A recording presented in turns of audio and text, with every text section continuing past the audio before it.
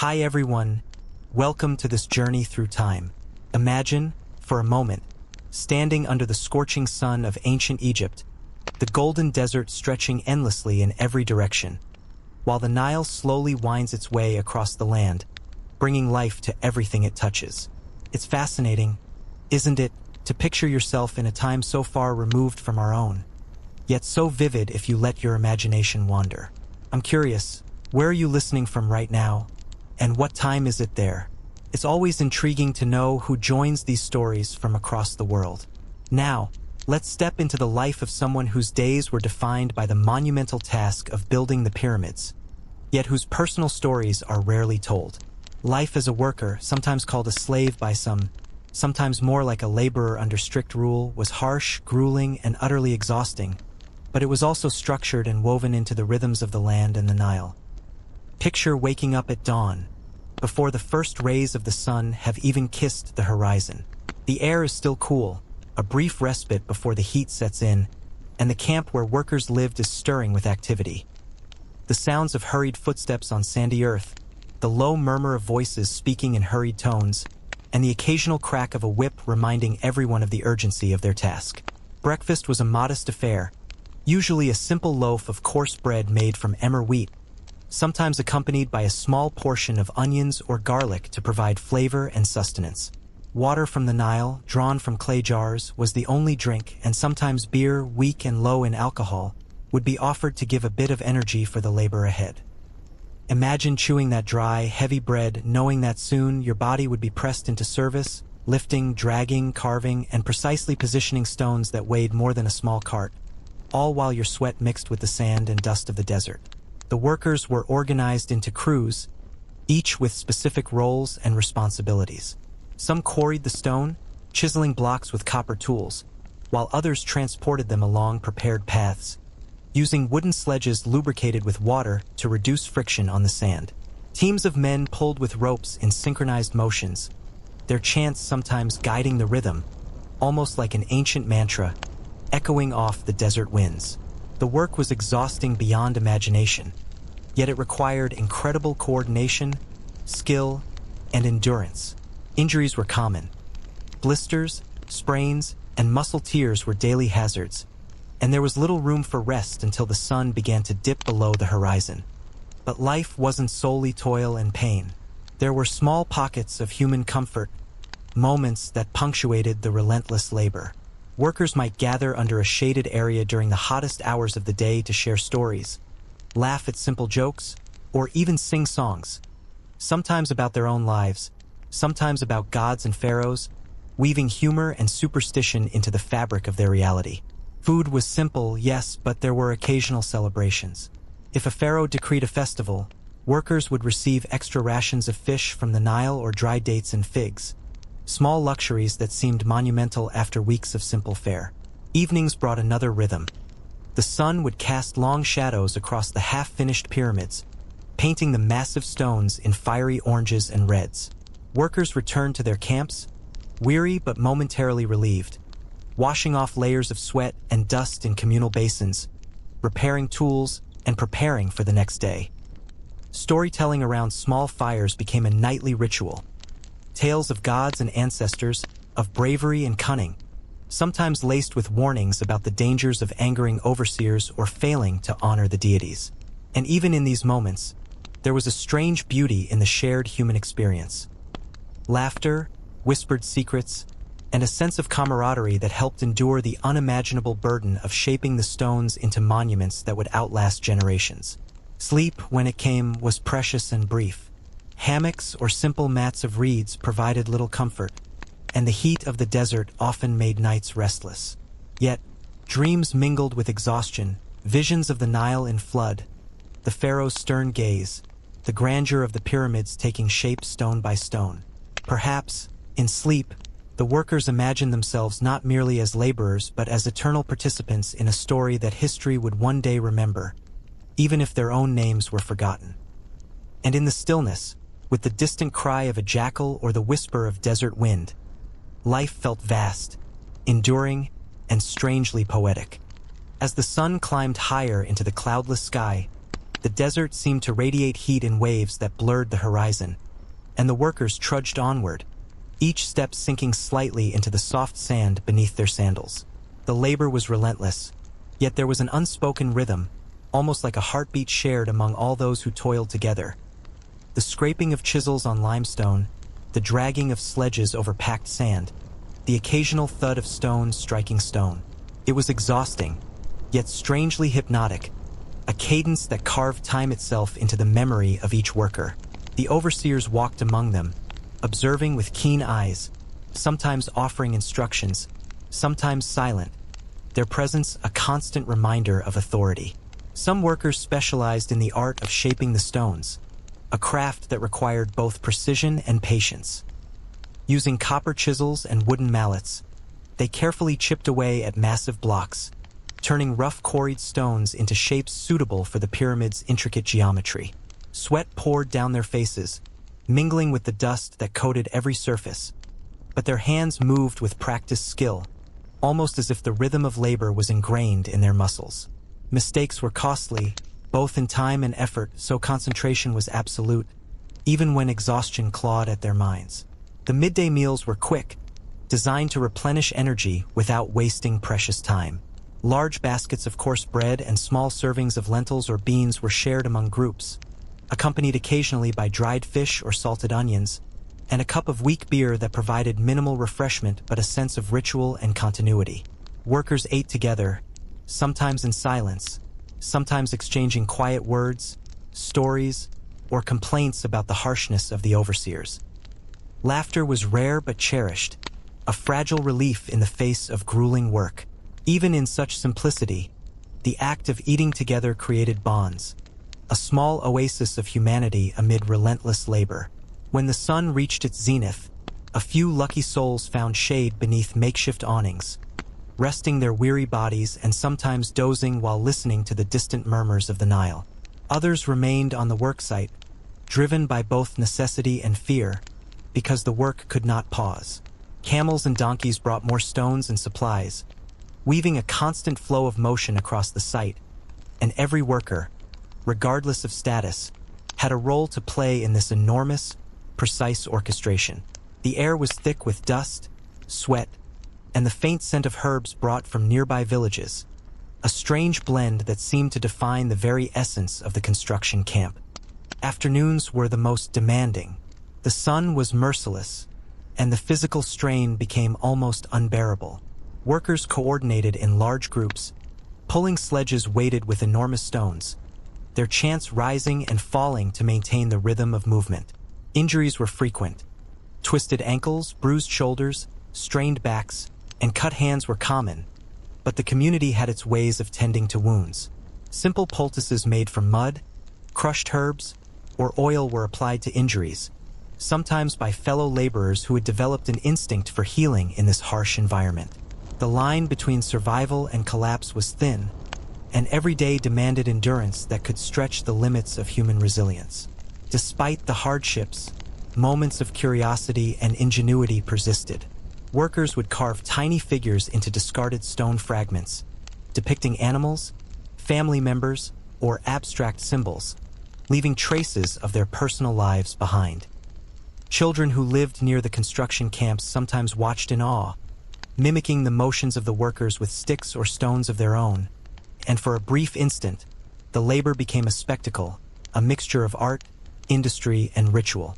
Conversations occasionally drifted toward dreams and stories of gods, of the pharaoh's grandeur, of a life beyond the relentless pyramids, whispers that seemed daring, yet necessary, like secret breaths of air stolen from suffocating routine. As dusk approached, the sun cast long, dramatic shadows across the partially completed structures, transforming each massive stone into a monumental silhouette. The workers returned to the camp, weary but unbroken, their bodies aching, minds filled with the day's exertions. Evening rituals often included communal meals, simple fires where they could warm flatbreads or stews, and storytelling sessions that stretched into the night. Tales of gods and spirits intertwined with personal anecdotes, humorous mishaps, or subtle warnings, creating a shared world that existed alongside the stone and sand, as vital and real to them as the monuments they were shaping. Nightfall brought a quiet kind of relief. Stars spread across the sky in patterns that seemed eternal, and the sound of the Nile flowing nearby offered a gentle lullaby. Workers found comfort in small routines, repairing tools, whispering prayers, or simply lying still and listening to the desert sounds, from the distant bark of a jackal to the soft rustle of wind across the dunes. Sleep was often restless, but it was a necessary sanctuary. A time to restore both body and mind before dawn demanded another day of unceasing labor. Dreams mingled with reality, visions of towering pyramids, distant villages, and the gods themselves, leaving impressions that would shape not only their nights but also their understanding of life, purpose, and endurance. Even after the physical labor ended and the camp had quieted down, the lives of the workers continued in subtle, almost invisible ways, filled with small dramas, alliances, and unspoken hierarchies. Within the clusters of reed huts, conversations whispered behind closed walls, carrying tales of stolen moments, secret rivalries, or fleeting affections. Some workers had families living nearby, who would bring food or messages, and the brief encounters with loved ones sparked hope, even in the harshest of circumstances. Letters were non-existent, but verbal messages, simple tokens, or carefully hidden carvings on stone became a secret language connecting hearts across distance. The workers' bonds were sometimes stronger than the authority imposed upon them. Alliances formed not only for survival but for comfort, companionship, and the rare chance to share a laugh. Leisure, though rare, found its own shape. When a task was temporarily completed, or when the pharaoh's inspectors were distracted elsewhere, some men would engage in small games, stones tossed in patterns, tests of strength, or races across sandy paths. Even these brief moments carried intensity, not just for competition but for survival, as a single misstep could injure someone or draw the ire of overseers. Music sometimes floated from makeshift instruments, hollow reeds, clay drums, or the rhythmic clanging of metal scraps. These impromptu performances weren't grand or rehearsed, but they carried a human vitality, breaking the monotony and reinforcing the feeling that, despite everything, life persisted in joy, curiosity, and ingenuity. Stories were another form of entertainment, evolving from one day to the next. Some recounted myths of the gods, tales of Ra's journey across the sky, of Osiris's resurrection, or the cunning tricks of Set. But others created stories rooted in their own experiences, fictionalized perhaps, yet grounded in the shared reality of sweat, dust, and stone. One man might recount a daring escape from a particularly cruel overseer, while another would embellish the actions of a fellow worker into legend, transforming ordinary events into epics that captivated the listeners. Humor often emerged unexpectedly, in the exaggeration of minor accidents or in clever wordplay that required both intelligence and risk, as laughter could be dangerous if it appeared mocking of authority. Stories were another form of entertainment, evolving from one day to the next. Some recounted myths of the gods, tales of Ra's journey across the sky, of Osiris's resurrection, or the cunning tricks of Set, but others created stories rooted in their own experiences, fictionalized perhaps, yet grounded in the shared reality of sweat, dust, and stone. One man might recount a daring escape from a particularly cruel overseer, while another would embellish the actions of a fellow worker into legend, transforming ordinary events into epics that captivated the listeners.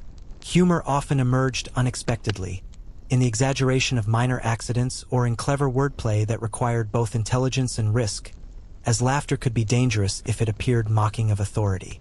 Food, even in its simplicity, became a source of community. Beyond the basic bread and onions, clever preparation allowed flavors to stretch and surprise. Occasionally, workers would add wild herbs gathered near the Nile or sprinkle tiny grains of salt salvaged from trade caravans. These small experiments elevated mundane sustenance into fleeting pleasure, and sometimes, shared meals became moments of subtle rebellion or camaraderie, when someone secretly swapped portions, gifted a larger piece of bread, or whispered jokes as they ate, creating bonds that were otherwise invisible under the sun's relentless glare. Dreams and aspirations often surfaced in quiet moments, whispered among trusted friends. Some longed for freedom, to leave the camp and see lands beyond the river, mountains, or deserts, imagining villages with open fields and plentiful food. Others dreamed of recognition, imagining that the stones they carried, polished, and set with care might someday be admired as if their names were etched invisibly into the pyramids themselves. Fear and hope existed side by side. Fear of punishment, of collapse, of disease, and hope that their labor, however anonymous, would shape a lasting legacy, both tangible in stone and invisible in memory. Health was a constant concern, and the workers developed their own methods of coping with sickness or fatigue. Herbal remedies, massages of strained muscles, and careful observation of symptoms became essential knowledge, passed quietly from one veteran to another.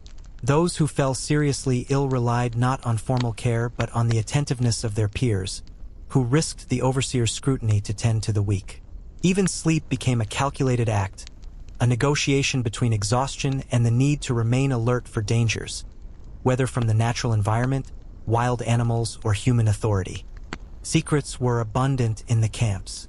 Some workers hid small carvings in stones or behind walls, etched symbols that only they could understand. Others whispered rumors of hidden passages, forbidden rites, or treasures buried under sands beyond the river. These mysteries, whether true or imagined, infused the worksite with intrigue. They gave men something to ponder as they labored, a mental escape that made the dragging stones feel slightly lighter and the oppressive sun slightly less scorching. Every glance at a pyramid in progress carried dual meaning: the visible structure of stone and the invisible web of human stories, ambitions, fears, and subtle defiance that surrounded it. Even the gods themselves were part of this subtle life. Workers performed quiet rituals, offering small tokens to deities, seeking protection for their health, their families, or their futures. Some prayed silently while chiseling, others whispered blessings as stones were dragged into place.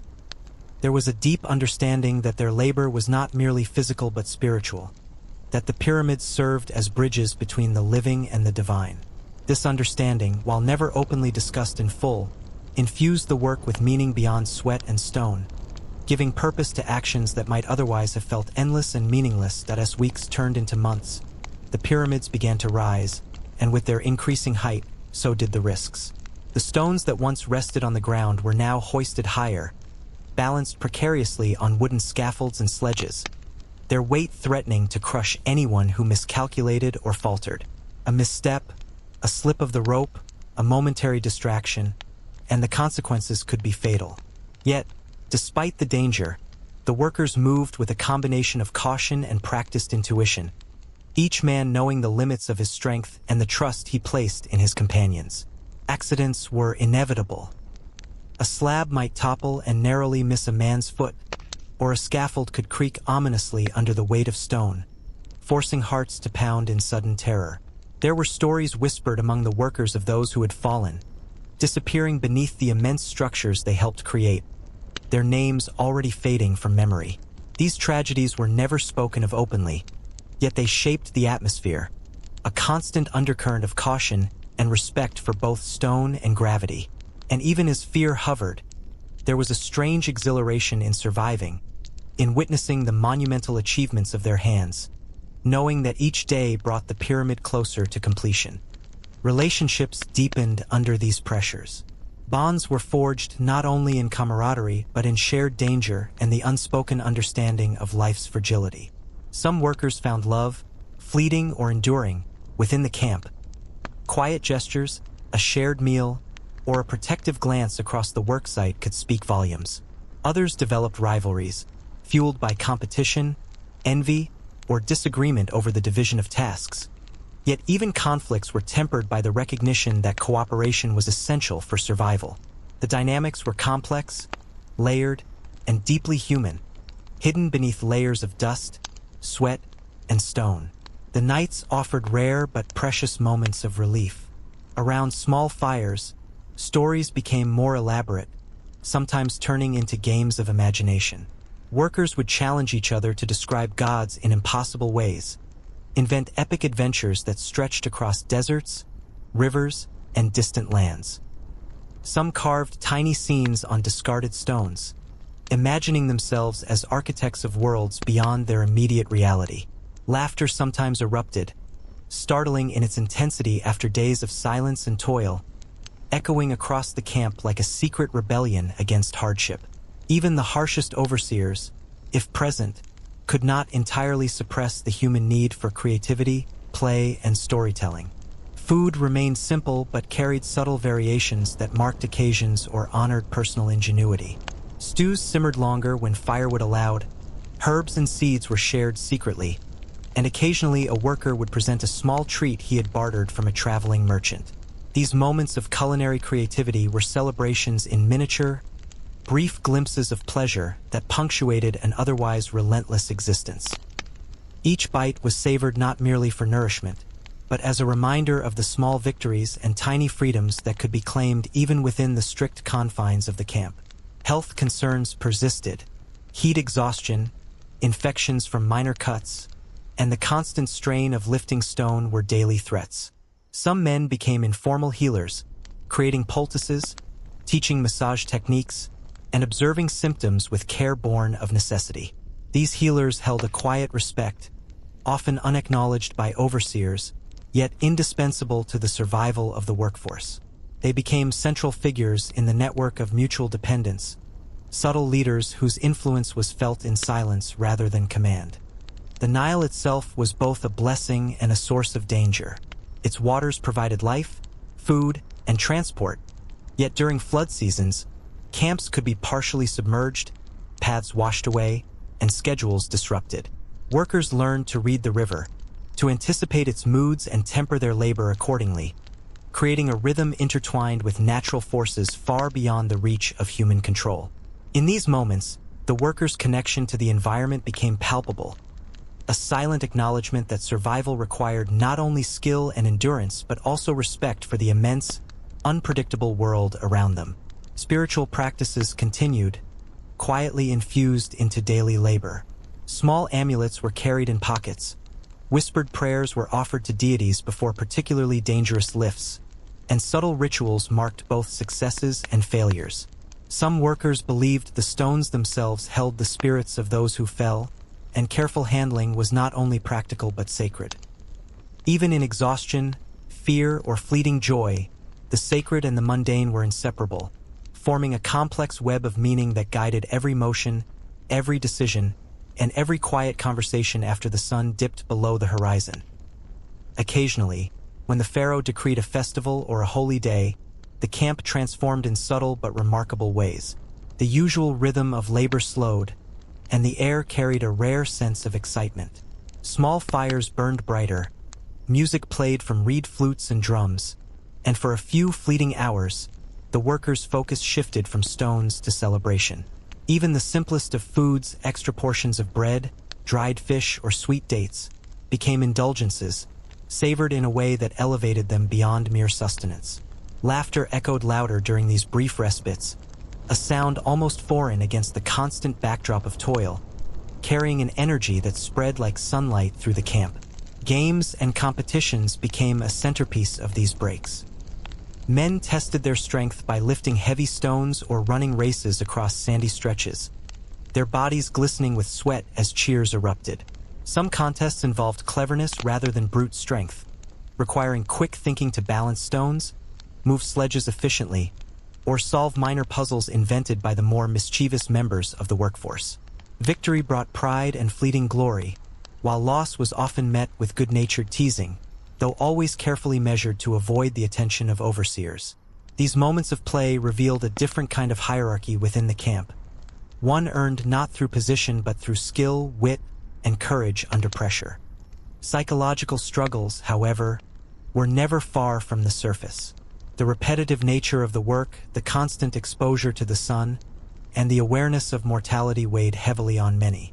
Some men retreated inward, quietly counting stones or tracing patterns in the sand to calm their minds, while others spoke aloud to unseen listeners, inventing conversations to fill the silence. Dreams of freedom or distant lands haunted the night, merging with memories of past failures and fleeting joys. Some workers found solace in their faith, offering silent prayers or performing private rituals to deities for protection, while others turned to humor and storytelling as a shield against despair. Curiosity and discovery occasionally punctuated these struggles. Children or newcomers to the camp often stumbled upon small treasures, unusual stones, remnants of past constructions, or even rare herbs growing along the Nile's edge. These discoveries, while seemingly minor, sparked conversation, imagination, and even superstition. A strangely shaped stone might be considered lucky, an herb thought to bring strength, or an unexplained carving attributed to the gods. These moments of wonder created a fragile escape from reality, a reminder that even in harsh labor, the world held mysteries waiting to be noticed. The nights during festivals and celebrations also brought secret encounters. Relationships that had grown quietly over months found opportunities to strengthen, with whispered words, exchanged gifts, or subtle gestures of care. Even under the watchful eyes of the camp's supervisors, workers managed to communicate in hidden ways, whether through small carvings, coded messages, or the timing of movements that seemed innocent to an outsider. Love, friendship, and rivalry intertwined seamlessly with the labor, creating a complex social web that gave life depth and texture beyond the physical demands of the day. Food continued to play a central role in these interactions. Special meals were often prepared in advance, small portions carefully guarded or secretly shared. A single roasted fish, a bit of honey, or a handful of dates could become an object of immense significance, not merely for sustenance but as a symbol of trust, affection, or respect. Meals were shared quietly among friends or lovers, sometimes accompanied by laughter, songs, or whispered stories that grew more elaborate with each telling. These acts, though simple, carried profound meaning, allowing human connection to persist in a world dominated by physical labor and authority. Even as the pyramids grew taller, the workers' relationship with the structures became more intimate. They developed a sense of ownership over their stones, recognizing their own skill in shaping, moving, and setting each block. The pyramids were no longer distant monuments but living entities in their daily lives, reflecting both the grandeur of the pharaoh and the labor, ingenuity, and resilience of those who constructed them.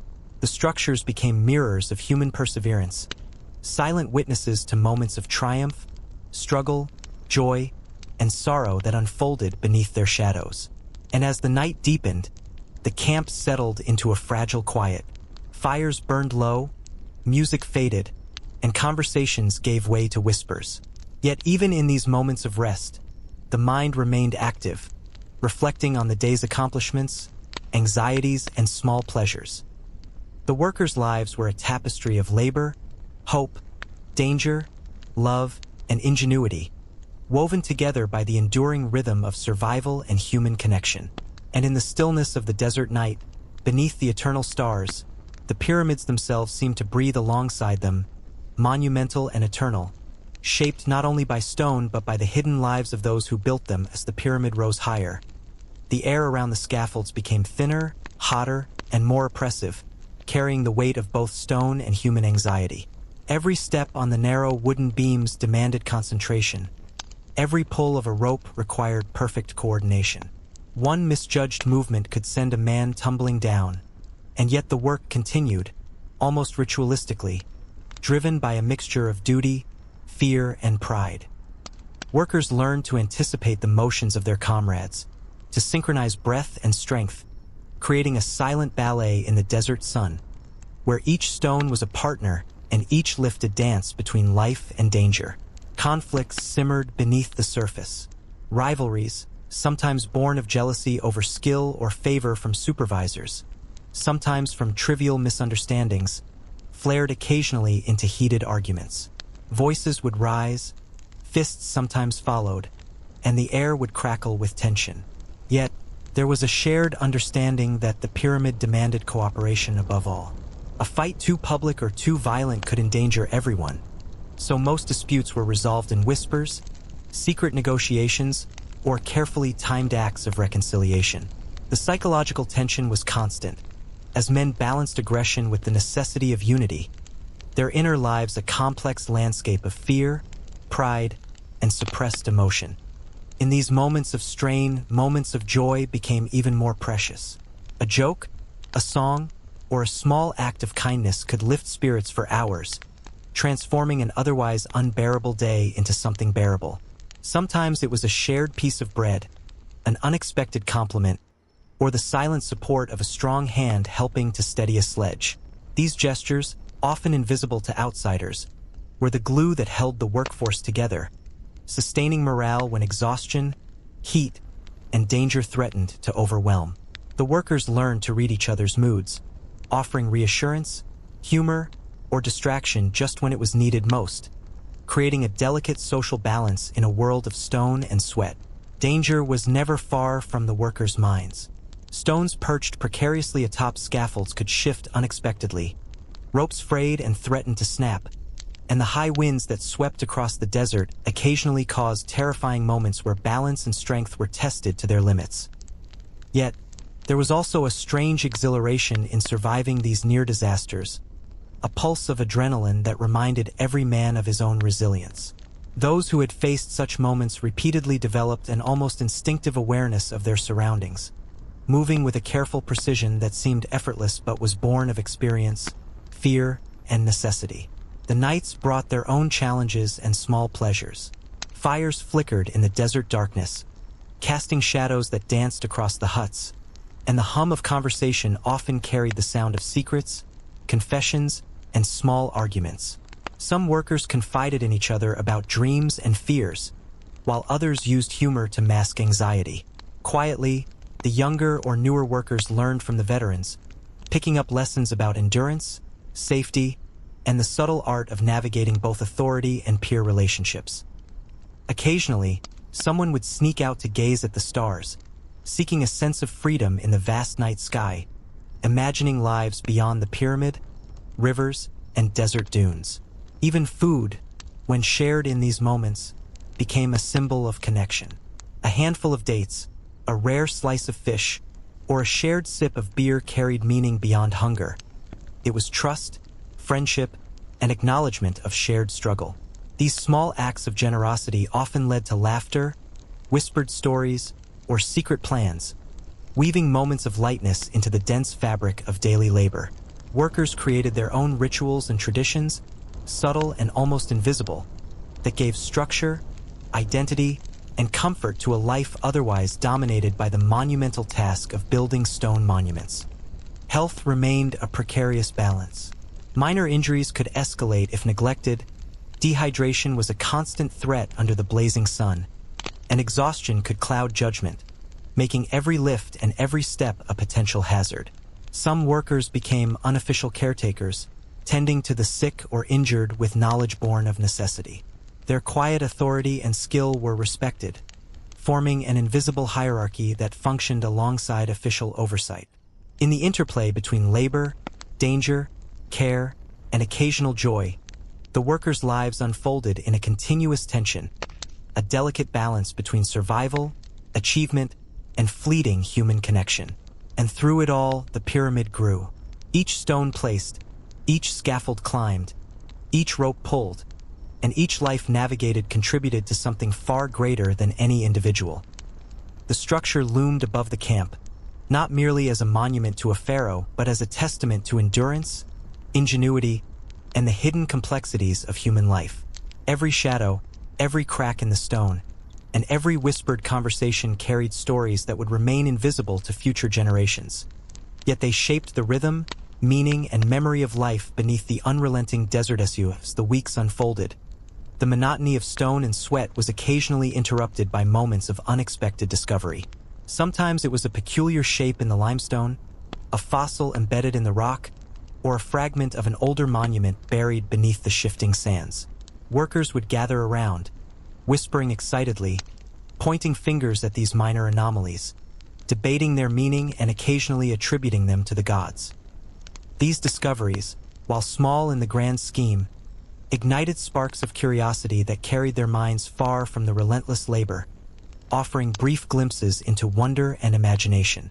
Celebrations were rare, but when they occurred, they transformed the entire camp. A decree from the pharaoh or a festival tied to the lunar cycle brought unusual abundance.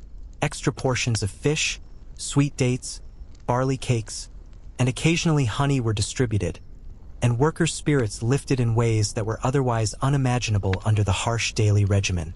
Songs became louder, dances emerged spontaneously, and even the most stoic among them found themselves laughing, clapping, or stomping in rhythm with the drumbeats of makeshift instruments.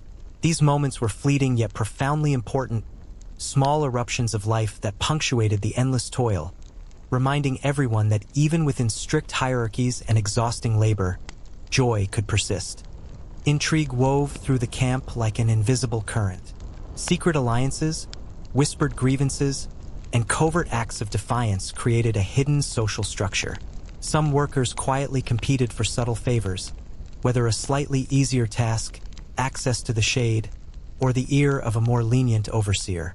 Others used clever tricks to avoid punishment, slipping stones into place unnoticed, or distracting supervisors with jokes, gossip, or clever misdirection. The camp operated on multiple layers simultaneously: visible labor and hidden strategies, obedience and subtle rebellion, survival and cunning.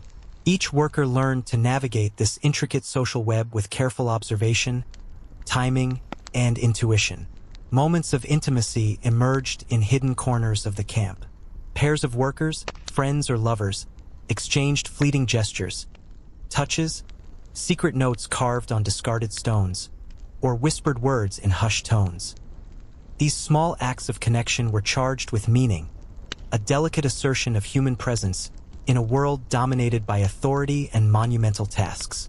They reminded the workers that life was more than the repetitive heaving of stones, that even in the harshest conditions, relationships and emotions endured. Such interactions, while carefully concealed, carried immense emotional weight and offered solace against the physical and psychological strain of the work. Curiosity about the world beyond the pyramids lingered constantly. Workers shared stories of distant lands, of caravans that had traveled beyond the desert, of foreign rulers, and of cities that seemed impossibly far. These tales were often embellished, yet they served as fuel for imagination, a mental escape from the relentless physical demands of each day. Some workers experimented with sketches on stone fragments, depicting imagined landscapes, animals they had never seen, or heroic deeds inspired by overheard stories. These artistic impulses, however minor, provided a sense of control, creativity, and individuality within an environment dominated by collective labor. The Nile continued to shape life and labor alike. Seasonal changes, subtle shifts in water level, and the behavior of fish and birds informed the workers' routines. Men became attuned to these signals, predicting floods, planning transports, and timing breaks with precision. Some even wove these observations into daily conversations, sharing tips, warnings, and anecdotal lessons, creating a knowledge network that extended far beyond formal instructions.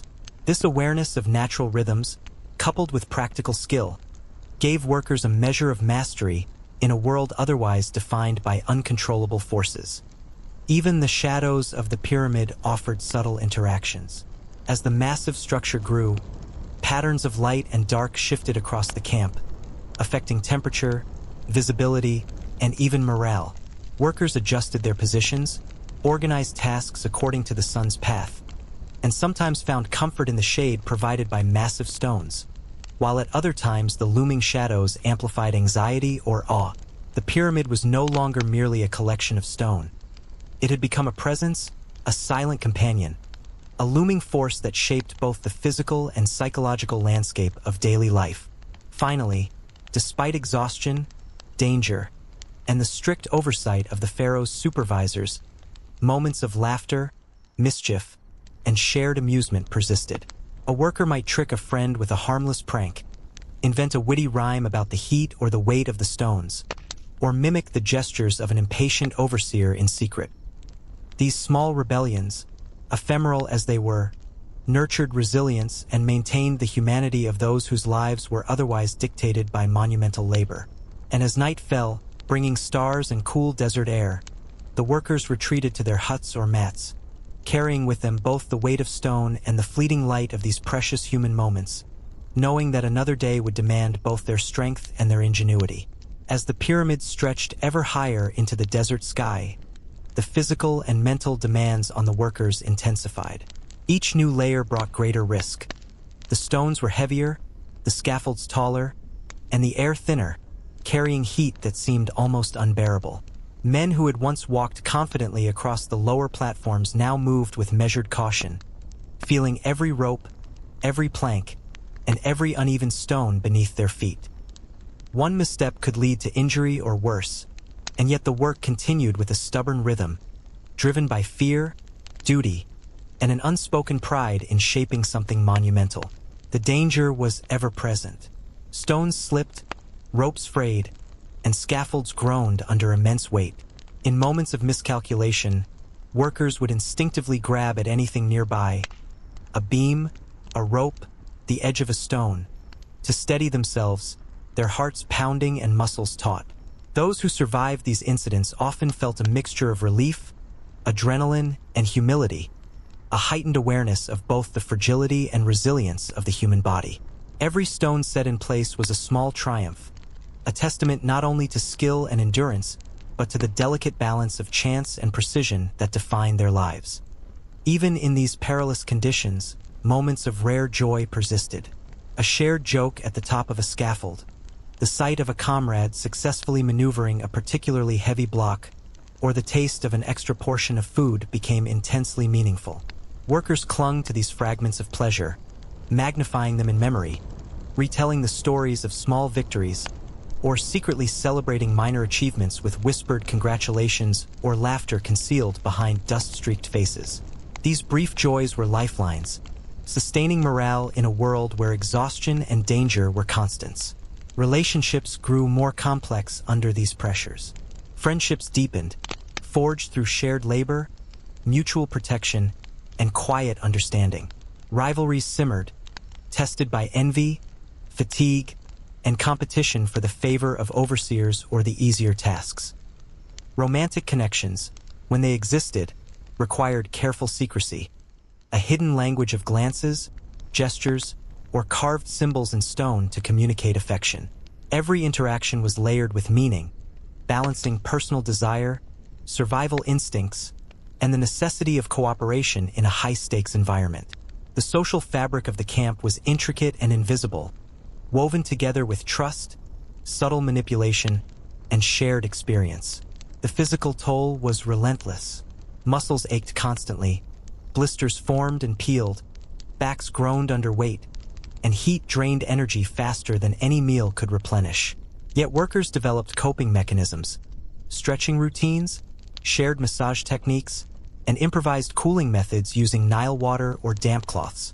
These practices were passed down silently, forming a hidden knowledge network that ensured survival. The most experienced workers became informal guides, quietly instructing novices in techniques to reduce risk, conserve energy, and navigate both physical and social challenges. Occasional discoveries and small surprises punctuated this intense routine. A fossil embedded in a stone, an unusual mineral, or a pattern noticed in the shifting shadows of the pyramid could spark curiosity and conversation, even on the tallest platforms. These moments, though minor, provided mental relief, a brief mental journey away from the oppressive heat, the weight of stone, and the ever-present scrutiny of overseers. Even in the most monotonous labor, these sparks of wonder reminded workers that the world contained mysteries and beauty beyond the immediate demands of survival. Nightfall brought a fragile sense of reprieve.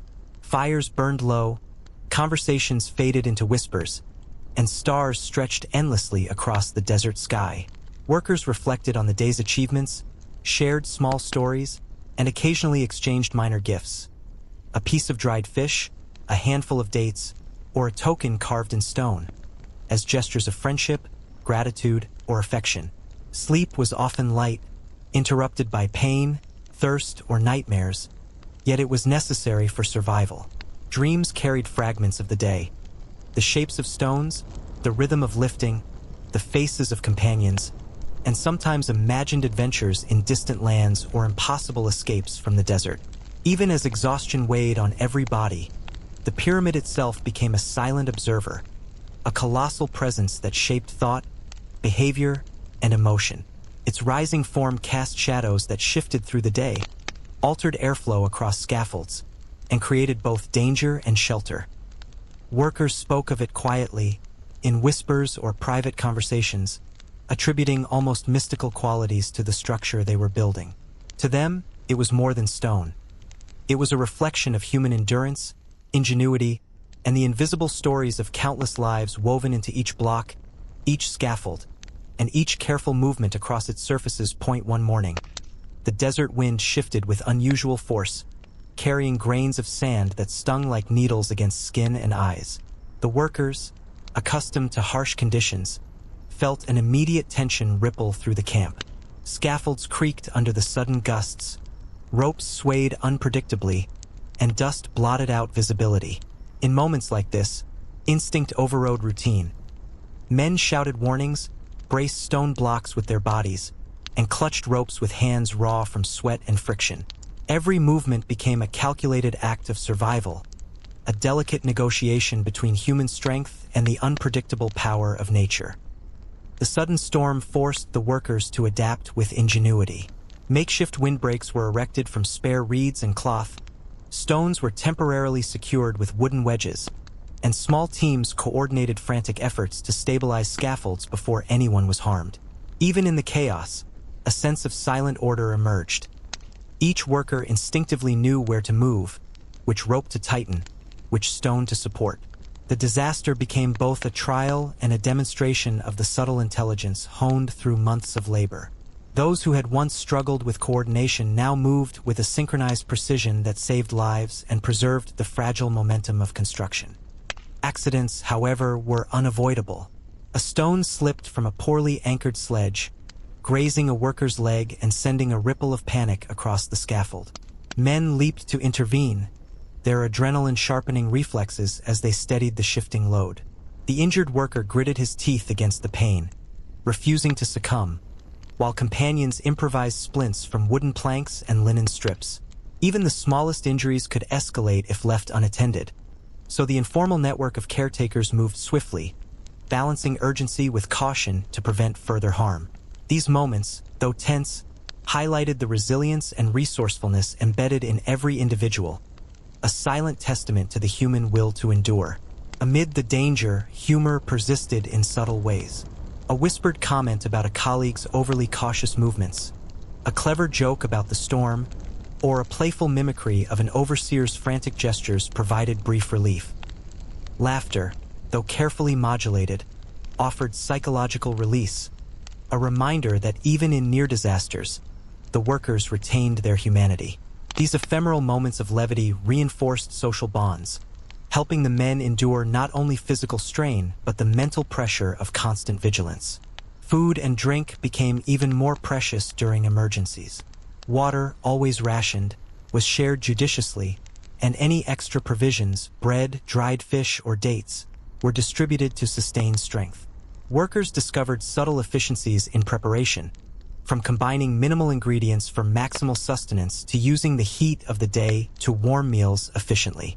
These small acts of resourcefulness transformed scarcity into opportunity, highlighting creativity as vital for survival. A well-timed sip of water or a shared bite of food became an unspoken affirmation of solidarity, trust, and communal endurance. The pyramid itself tested the workers in new ways. Rising higher each day, it altered wind patterns, cast ever-changing shadows, and created areas where balance and perception became more challenging. Men learned to read the stone, to sense slight shifts or vibrations that signaled danger, and to anticipate how each block's placement would affect the stability of those above and below. These observations, honed through experience, allowed small teams to operate almost as a single organism, each movement informed by collective awareness and finely tuned instinct. Even in moments of disaster, their connection to the pyramid provided guidance, grounding their efforts in both logic and intuition. Night offered an uneasy reprieve. The storm passed, leaving the desert still and cool, but the memory of danger lingered.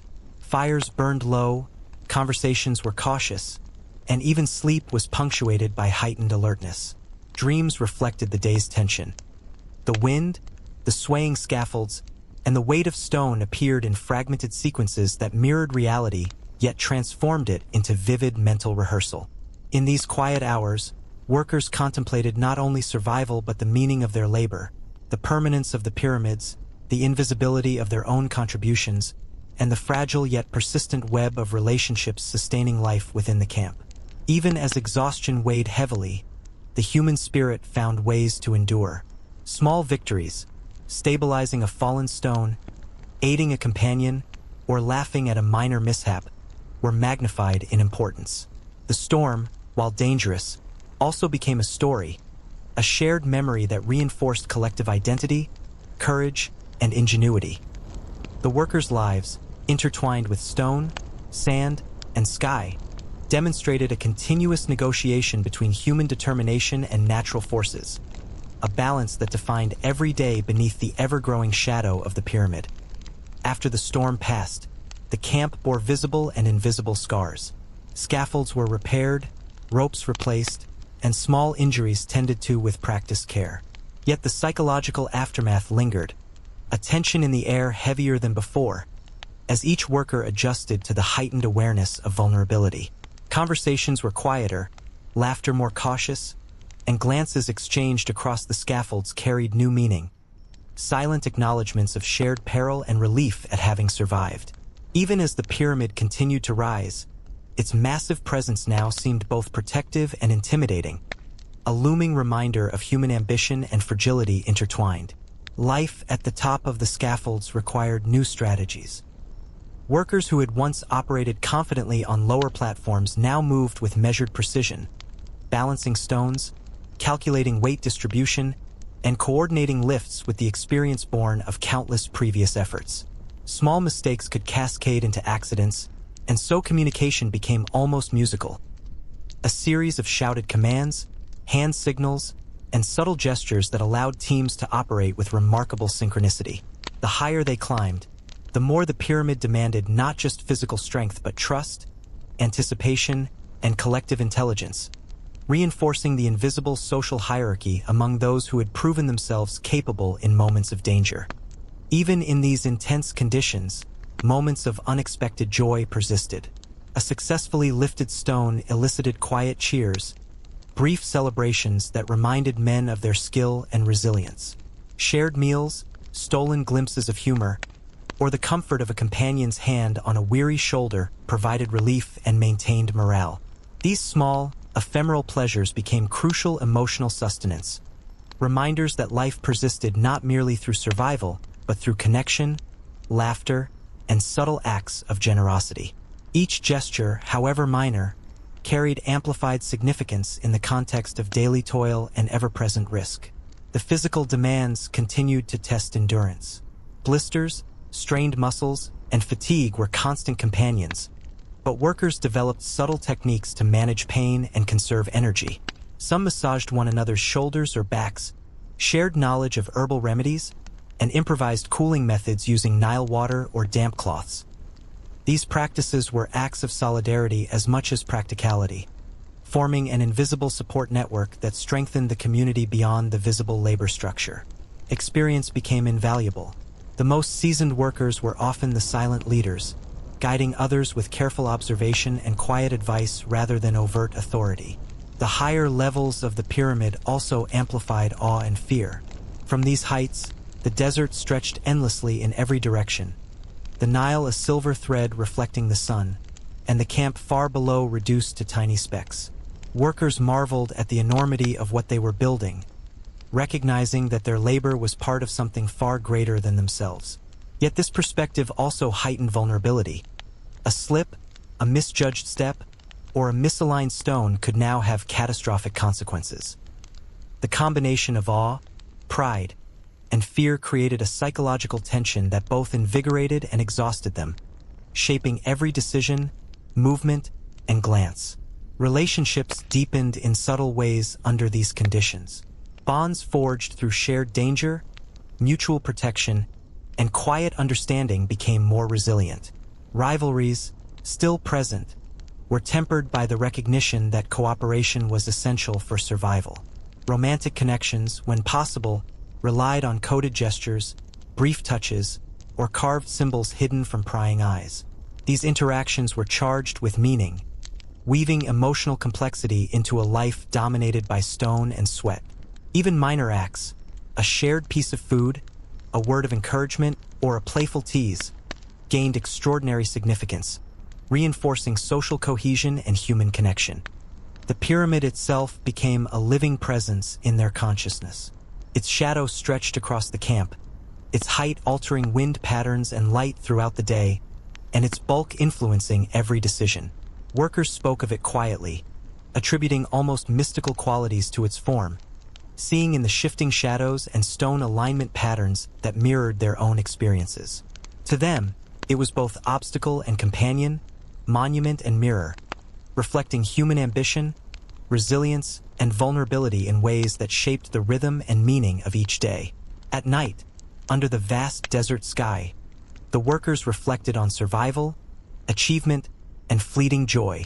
Fires burned low, conversations softened, and even in sleep, thoughts wandered over the scaffold heights, the shifting sands, and the stone blocks that defined their existence.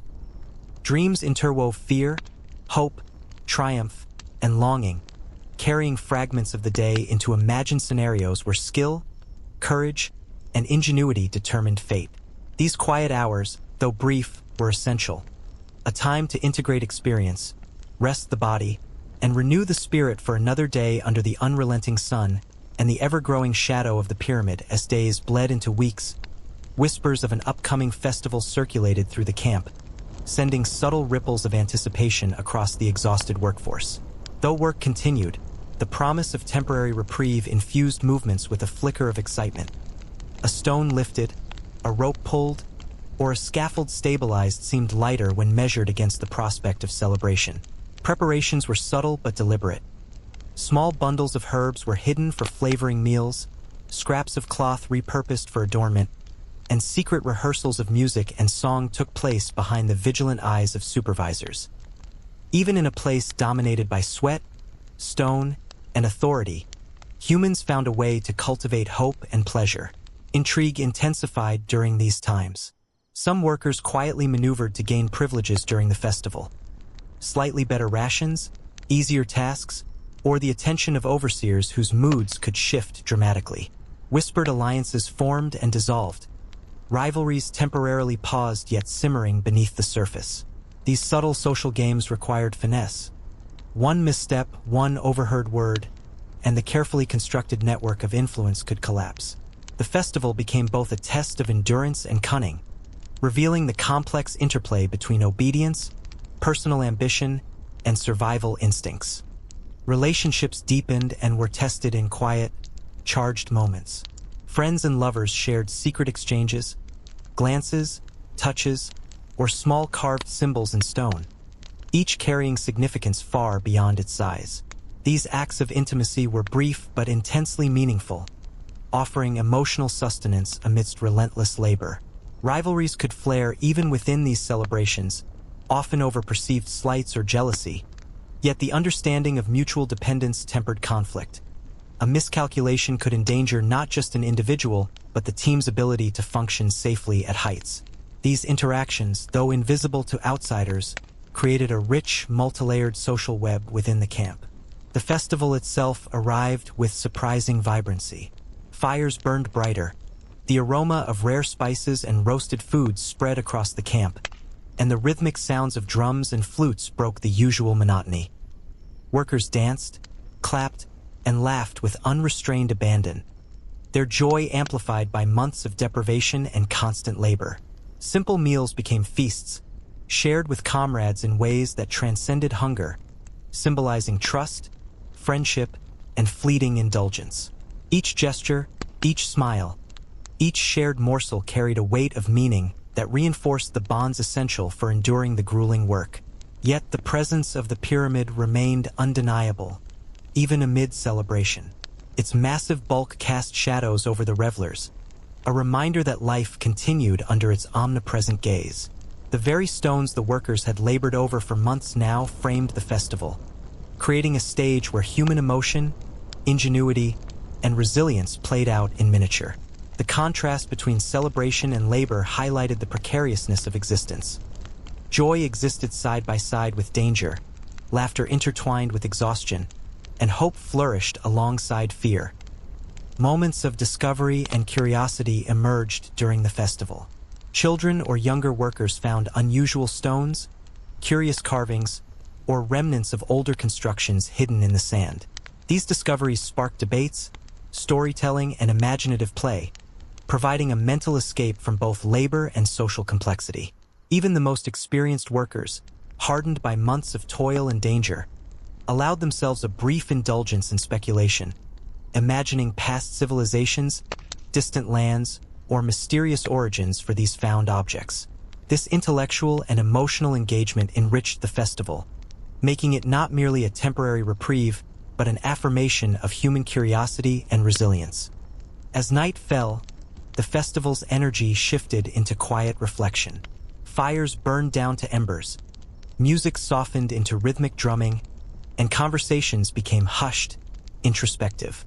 Workers rested on mats or makeshift bedding, sharing stories of heroism, hardship, and small triumphs. Dreams carried fragments of celebration, danger, and wonder, merging them into imagined narratives that allowed the mind to rehearse both survival and imagination. Even as the day concluded, the pyramid loomed above, a silent witness to human endurance, creativity, and the intricate web of life built beneath its shadow. As the pyramid climbed ever higher, the scaffolds became narrow ledges stretched across vast voids, and the slightest misstep could mean disaster. Every worker moved with heightened caution, muscles taut, eyes scanning each stone and rope. The wind carried dust and sand like a living, shifting barrier, making vision difficult and balance precarious. Even the most experienced men whispered instructions to each other, their voices precise, carrying authority without arrogance, a language born of necessity and survival. In these moments, teamwork was not just efficient, it was the only difference between life and injury. Hidden conflicts simmered beneath the surface. Jealousy over skill or perceived favor from overseers often fueled tension. Minor mistakes, interpreted through the lens of rivalry, could trigger sharp words or subtle sabotage. A rope left slightly loose, a misaligned stone, or a diverted glance that distracted a companion. Yet overt hostility was dangerous. Supervisors demanded obedience, and accidents caused by quarrels could threaten the lives of everyone nearby. Workers navigated this intricate web of tension with silent diplomacy, coded gestures, and careful observation, balancing rivalry with the need for cooperation. Innovation and ingenuity were essential to survive. Men devised subtle techniques to move massive stones more efficiently, leveraging levers, sledges, and improvised pulleys in ways that minimized risk. Some even experimented with small ramps or counterweights, adjusting angles and timing to reduce strain. Knowledge passed silently from veteran to novice, often without a word, communicated through demonstration, mimicry, or careful repetition. Each successful adaptation became a quiet triumph, evidence of human creativity flourishing under pressure, as survival demanded both intelligence and endurance. Fatigue and injury were constant companions. Blisters thickened, muscles cramped, and bones ached from repetitive strain, yet work pressed on relentlessly. Injuries, however minor, were treated swiftly with splints, bandages, and herbal remedies, often by fellow workers who had become caretakers. Their expertise, honed through months of observation and trial, was invaluable. Caring for a companion was both an act of compassion and a practical necessity. The loss of a single hand or arm could disrupt the delicate choreography of labor at heights, endangering multiple lives. Even amid exhaustion, subtle joys persisted. A small joke shouted across a scaffold, a shared morsel of food, or the thrill of successfully maneuvering a heavy block provided emotional reprieve. These ephemeral pleasures were amplified by context, treasured as moments of human connection and affirmation. Humor, camaraderie, and quiet support allowed workers to endure psychological strain, maintaining morale and resilience in a world dominated by danger and authority. The psychological landscape was as complex as the physical one. Fear of falling, of making a mistake, or of incurring punishment weighed constantly on the mind. Yet alongside fear coexisted pride, satisfaction, and the intimate knowledge of skill mastered through repetition and observation. Men meditated in movement, their focus a blend of instinct, experience, and mental rehearsal. Some quietly whispered prayers or invoked protective deities, blending ritual with rationality, while others turned inward, tracing patterns in the sand or counting repetitions to maintain concentration. Above all, the pyramid demanded awareness. Its sheer mass altered air currents, cast shifting shadows, and created zones of both safety and hazard. Every stone's placement affected stability, every rope tension influenced the next move, and every decision carried consequences beyond the individual. Workers developed almost symbiotic relationships with the structure, sensing its subtle cues, predicting shifts, and responding with precision.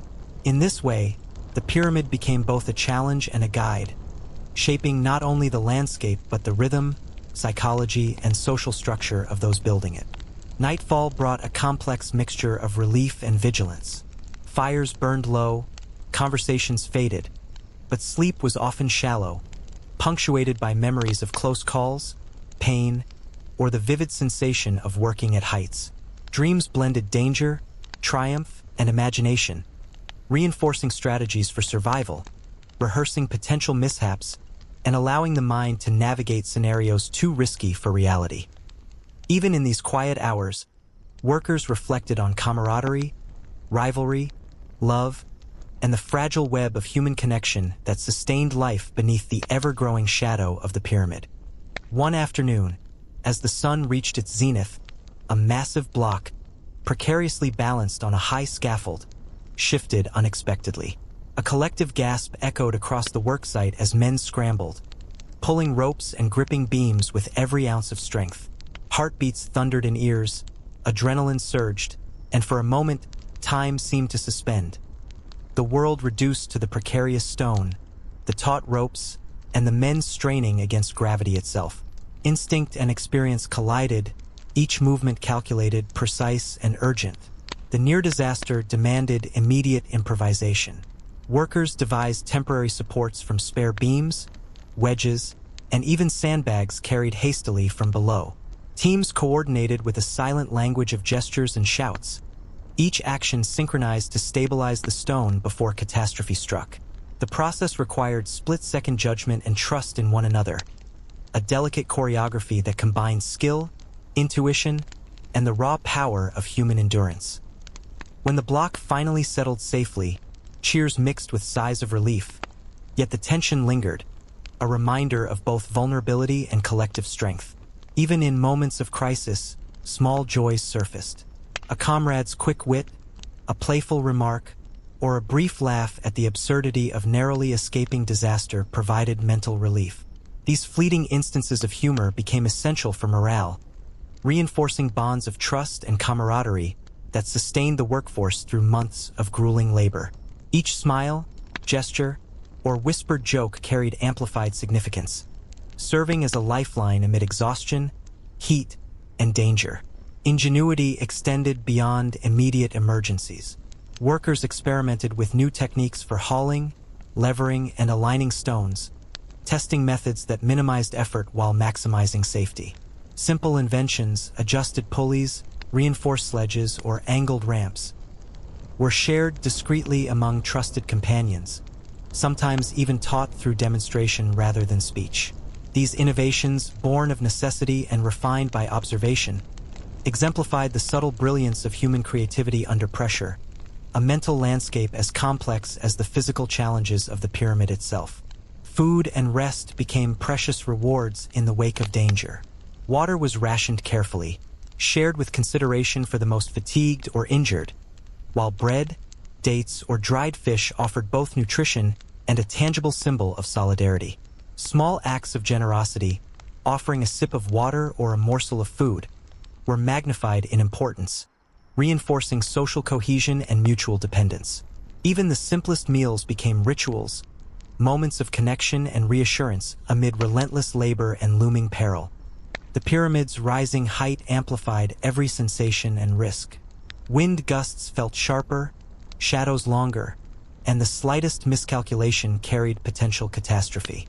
Yet workers adapted, moving with increased awareness and precision, responding instinctively to shifts in stone, rope tension, and scaffold stability. Their connection to the structure deepened, a silent dialogue of motion, observation, and intuition, where every muscle, glance, and gesture became part of a continuous strategy to survive and succeed. Night brought a fragile calm, though vigilance remained. Fires burned low, whispers filled the camp, and the desert sky stretched endlessly, glittering with stars. Workers reflected on the day's perils, successes, and fleeting moments of joy, their thoughts weaving together memories of laughter, danger, and ingenuity. Sleep, often light and interrupted, carried fragments of scaffolds, ropes, and stones into dreams, rehearsing strategies, testing reactions, and merging imagination with reality. In this way, even rest became an extension of work, a mental preparation for the challenges that awaited at dawn. Human resilience persisted in small, meaningful gestures. A shared smile, a helping hand, or a word of encouragement became a lifeline, subtle yet powerful in the harsh landscape of stone and sand. The pyramid, immense and unyielding, grew with every effort, yet it also bore witness to these human stories. Triumphs, creativity, fear, and fleeting pleasures intertwined with labor and endurance. In the constant tension between danger and accomplishment, the workers' lives unfolded, a continuous negotiation of skill, ingenuity, and the fragile beauty of survival. As the pyramid's height grew, the air seemed thinner, carrying not just heat but a sense of heightened danger. Scaffolds swayed under the relentless desert wind, ropes strained under the weight of massive stones, and even the most seasoned workers felt a knot of tension tighten in their stomachs with every lift.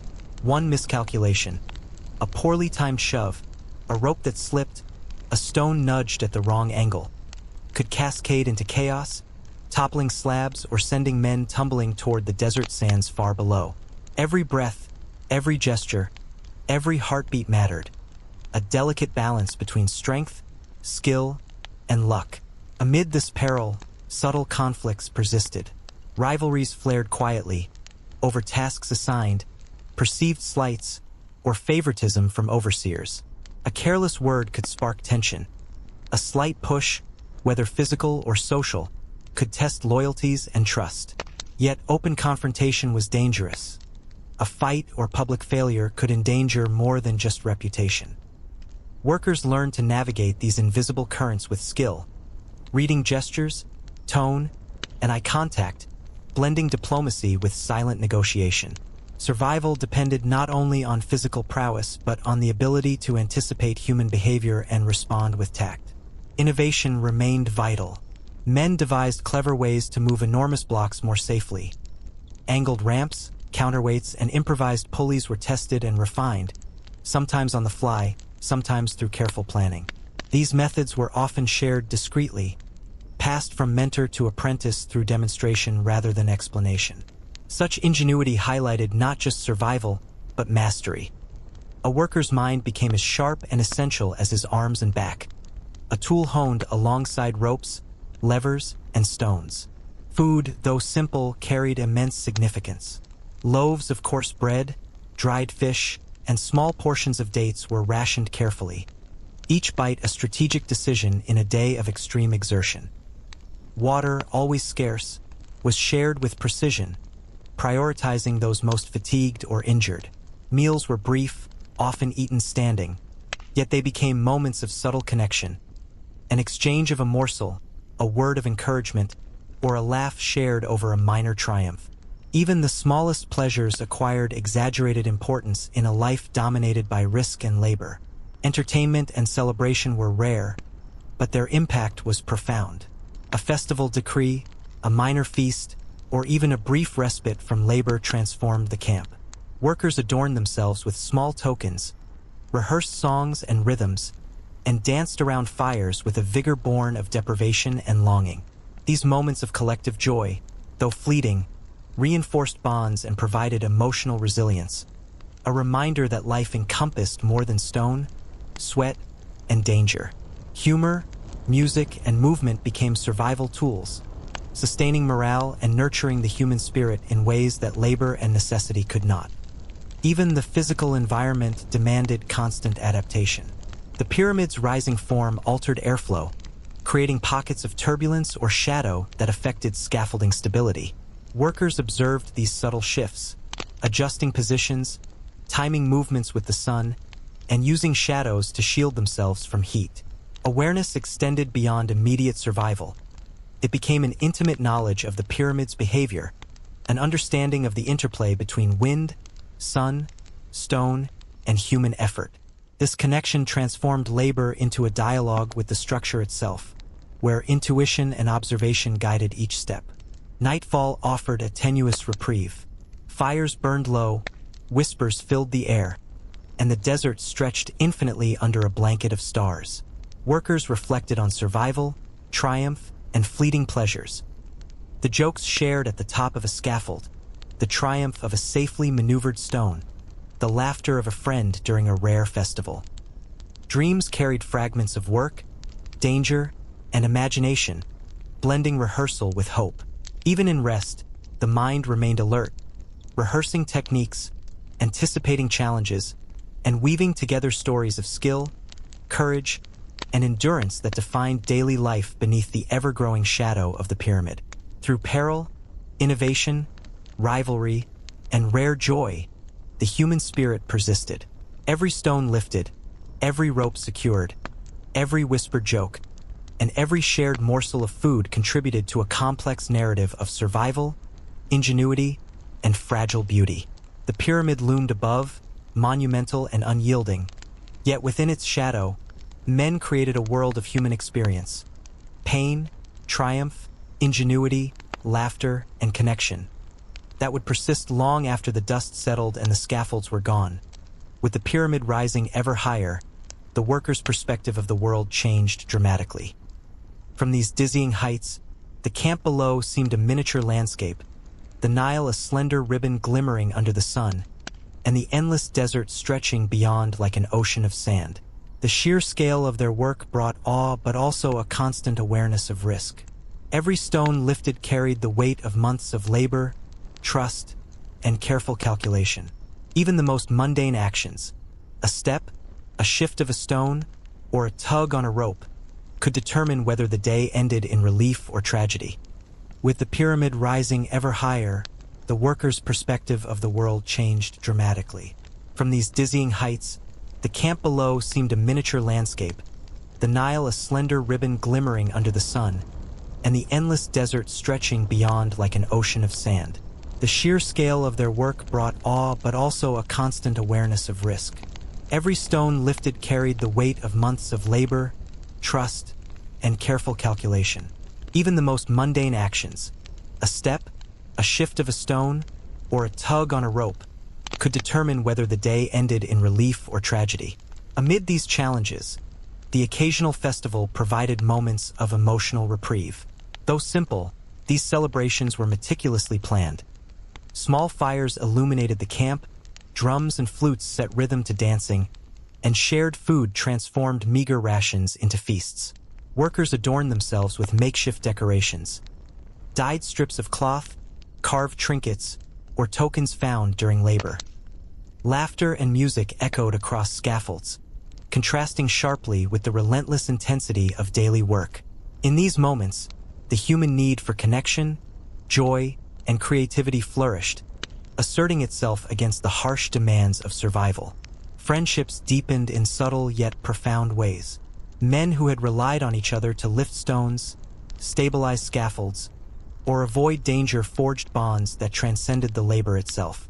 Shared glances, quiet words of encouragement, or the lending of a morsel of food became profound gestures, reinforcing trust and cooperation. Even rivalries, while still present, were tempered by the recognition that collective survival depended on unity and skill. In this crucible of human endeavor, relationships were tested, strengthened, and sometimes transformed in ways invisible to outsiders but vital to the camp's functioning.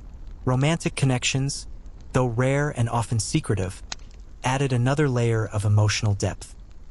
glances exchanged across scaffolds, carved symbols hidden in stones, and brief touches or gestures conveyed affection and longing. These interactions required discretion, skill, and courage, for any overt act could invite punishment or jealousy. Yet the intensity of these secret bonds imbued daily life with hope and motivation, reminding workers that even in a world dominated by stone, heat, and exhaustion, desire and tenderness persisted. New challenges emerged as the pyramid climbed. The higher platforms amplified wind and sun, while scaffolds became narrower and less stable. Each block of stone carried greater risk due to both gravity and height, and workers had to refine their techniques constantly. Ropes, levers, and sledges were adapted to these new conditions, sometimes tested experimentally, often shared discreetly among trusted companions. Observation, timing, and intuition became as crucial as raw strength, transforming every laborious task into a careful negotiation between physical effort, ingenuity, and collective awareness. The physical toll of work intensified with height. Blisters, fatigue, and muscular strain were magnified, yet workers adapted through subtle strategies, stretching routines, shared massages, and careful pacing. Injuries were treated immediately, often by colleagues who had become caretakers through experience, ensuring that no harm became a cascading disaster. Knowledge of herbal remedies, improvised splints, and methods for reducing strain circulated quietly, forming a hidden network of survival techniques passed from one generation of laborers to the next. Even small, unexpected pleasures held immense significance. A gust of wind cooling the sweat on a tired back, a shared laugh over a minor mistake, or the satisfaction of perfectly aligning a heavy stone elevated spirits and reinforced cohesion. These seemingly trivial moments became emotional anchors, sustaining morale and resilience in an environment dominated by danger, monotony, and intense physical exertion. In the interplay of risk, labor, and fleeting joy, workers carved meaning, asserting their humanity against the harsh logic of stone and sun. Night brought a fragile peace, though vigilance remained. Fires burned low, shadows stretched across scaffolds, and stars glittered across the vast desert sky. Workers reflected on survival, triumphs, moments of humor, and secret connections, their thoughts weaving together the complexities of labor, relationships, and aspiration. Sleep, often light and punctuated by memories of danger, carried fragments of experience into dreams, allowing rehearsal of techniques, reflection on human connection, and the imagination of impossible escapes or solutions. Even in rest, the mind remained engaged, sustaining the continuous rhythm of life beneath the ever-expanding shadow of the pyramid. As the final stones of the pyramid were hoisted into place, a profound stillness settled over the camp. Months of relentless labor, danger, innovation, and human perseverance culminated in a monument that would endure for millennia. Workers stood silently on the scaffolds, gazing upon the immense structure they had brought to life, each block a testament to their collective skill, endurance, and ingenuity. The wind carried no longer just sand and dust, but a sense of completion, a rare moment when labor and purpose aligned perfectly. Reflections ran deep. Men thought of the countless hours under the blazing sun, the near misses, the injuries, and the strategies that had saved lives. They remembered shared jokes, stolen moments of laughter, secret glances of affection, and the solidarity forged under extreme conditions. Each memory carried weight, not just as personal experience, but as a thread in the vast tapestry of human effort that had transformed raw stone into an enduring symbol of ambition. The psychological relief was profound yet subtle. With danger temporarily abated, conversation flowed freely, laughter returned in full measure, and small celebrations erupted across the camp. Fires burned brighter, the aroma of freshly baked bread and roasted fish filled the air, and music, long suppressed by toil, resounded from makeshift drums and flutes. The pyramid's shadow, once imposing and intimidating, now seemed protective, a reminder that human persistence could reshape the world, and that even the most grueling labor could culminate in lasting beauty. Romantic connections and friendships, tested through months of adversity, flourished in these final days. Hidden gestures, shared meals, and quiet words of affection became symbols of endurance, trust, and hope. Rivals found reconciliation, allies were celebrated, and the network of human bonds that had sustained survival now provided joy, comfort, and meaning. The workers shared experiences. Pain, triumph, creativity, and subtle pleasures were etched not only into memory but into the very stones they had moved, a silent testament to lives lived fully under extreme conditions. Even in celebration, the lessons of survival remained vivid.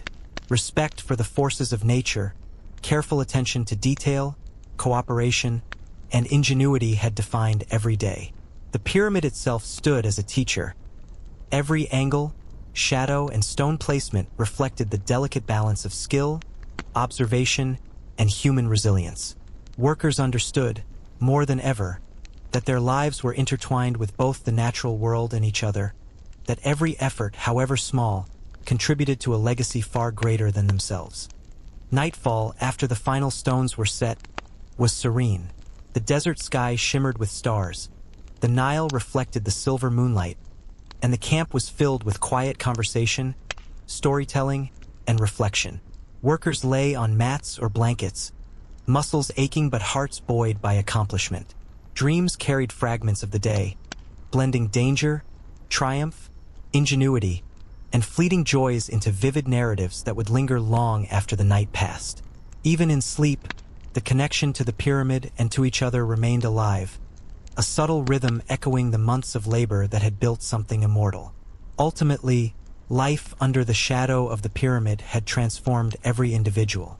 Physical strength, mental resilience, ingenuity, and emotional depth were honed through adversity. The story of each worker, of struggle, creativity, friendship, love, fear, and subtle triumph, was as enduring as the stones themselves. The pyramid, monumental and timeless, bore silent witness to these human stories, preserving the memory of lives that labored with dedication, imagination, and courage. In the end, the workers had not only built a structure of stone, but a legacy of human endurance, perseverance, and the quiet, persistent beauty of life itself.